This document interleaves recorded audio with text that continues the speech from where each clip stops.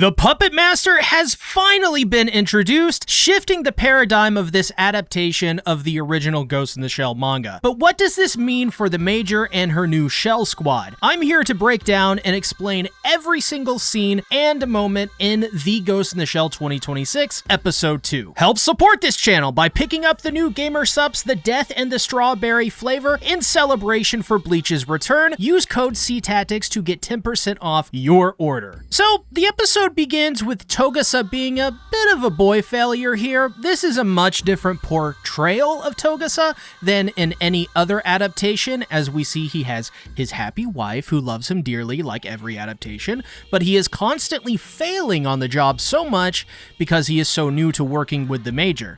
So he doesn't have the guts really to tell his wife, especially when she's so happy, that he has gotten demoted for being knocked out in the last mission.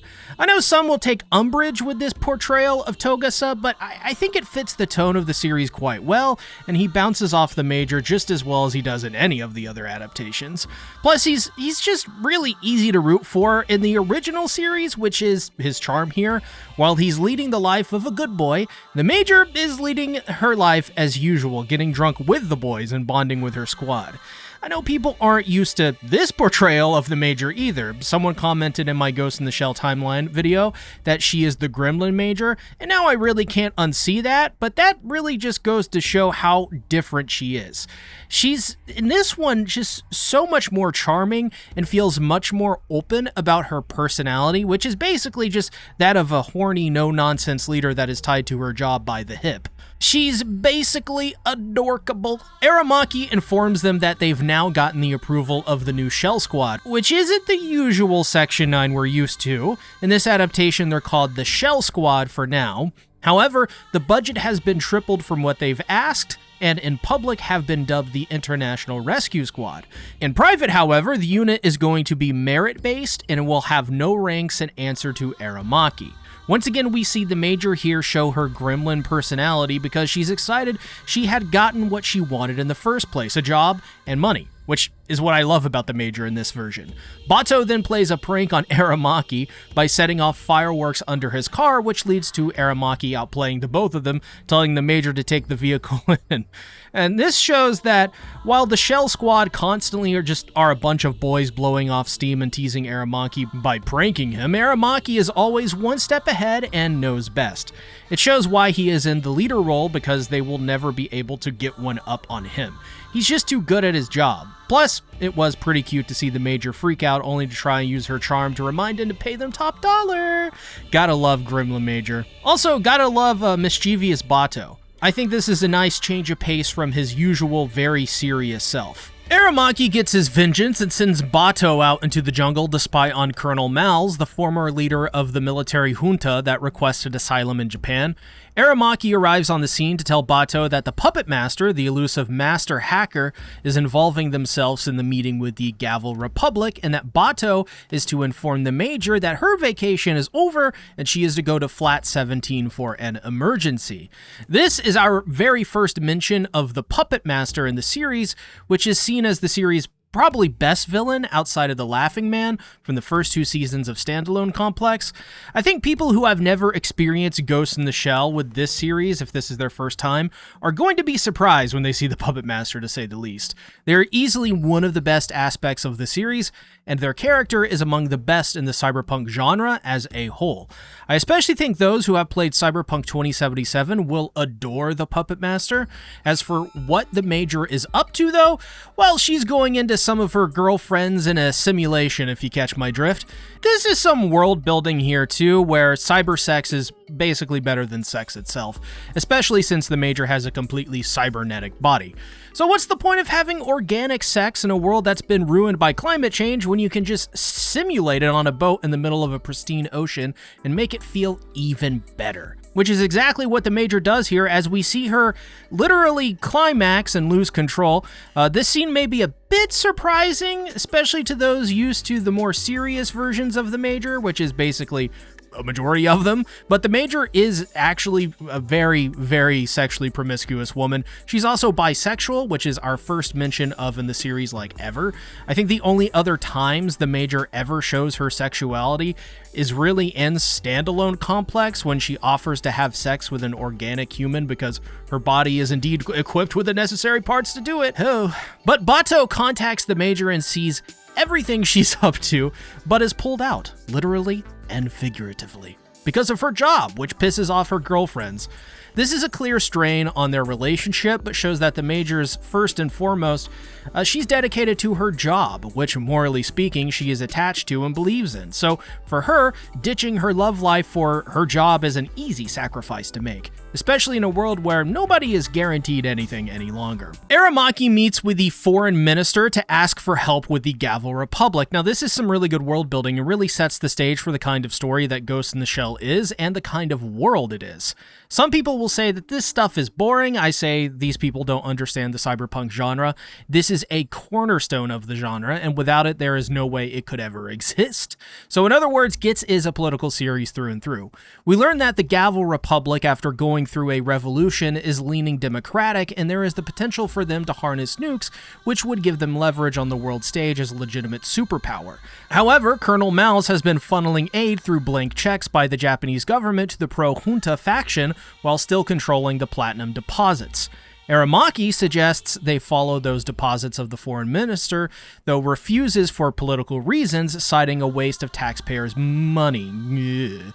So this is an important player in this arc of the series, as this is leverage for another party to really come in and destabilize the situation, or use it more or less as a distraction, which is kind of what we see by the end of the episode. The foreign minister's interpreter has been hacked into by an early model HA-3, which is an outdated military AI used during the Fourth Non-Nuclear World War.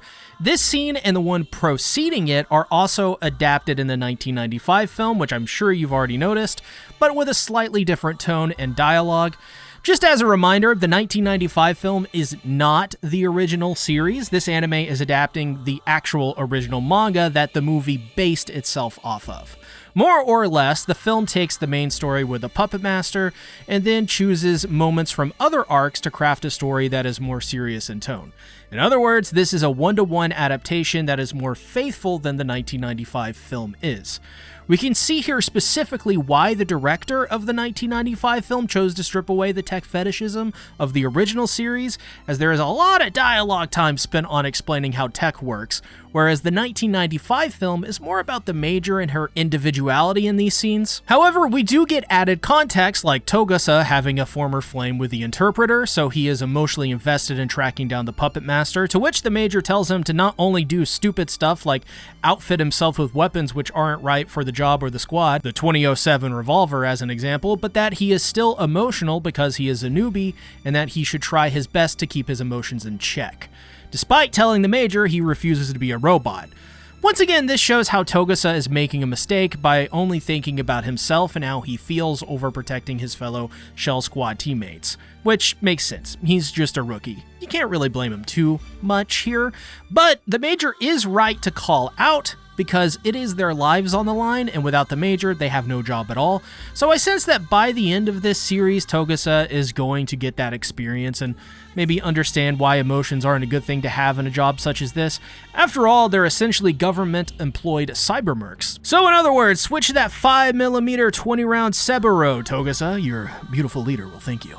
Yet another scene that the 1995 film adapted is up next with the garbage unit that is behind on their schedule because the driver has been given a ghost breaker and is using terminals to help the puppet master. We see more world building here where the garbage men aren't given good hours and they have no time to spend with family because of work.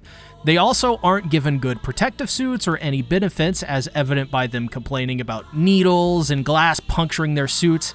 This is another aspect of the cyberpunk genre that Ghost in the Shell really helped to define initially. In a dystopia such as this, corporations no longer have to pay benefits to employees, as employees have no human rights. All politicians are bought and paid for by other corporations. And I know also people are going to say, oh, well, the Cyberpunk 2077 board game did all of that. Yeah, I know. Trust me, I know. Eventually, they find out it's the garbage unit that is doing this and get the route to track them down. This ends with an explosive and quite abrupt end to the episode, which is a hallmark of the original manga, if you can believe it. While being the reason we have Ghost in the Shell today, the original manga isn't perfect, and one of its issues that has become a part of its charm over time is how quickly the series is paced due to the constant need to explain things like tech and politics, combined with it being a really short manga too. It's only 11 chapters.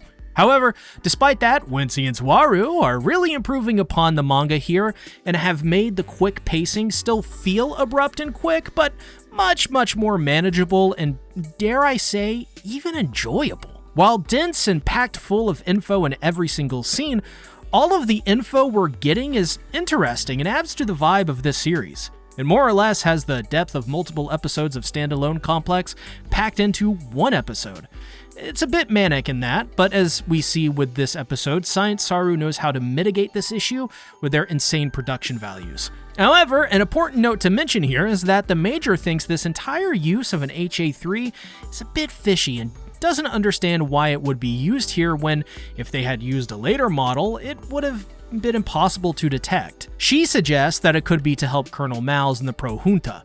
What exactly is the Puppet Master after really is the real question here, and why seemingly help Colonel Miles and use an HA3 when they are supposedly a master hacker? It's a little fishy, it's a little weird, and I think I trust the Major's judgment on this. It also helps because the Major's awesome. If you're confused though, that honestly makes a lot of sense, especially since this episode was so dense. So I made a video to help you out with understanding the multiple Ghost in the Shell timelines and where they fit into this 2026 anime. Check out the video here. Make it a great day or not, the choice is yours.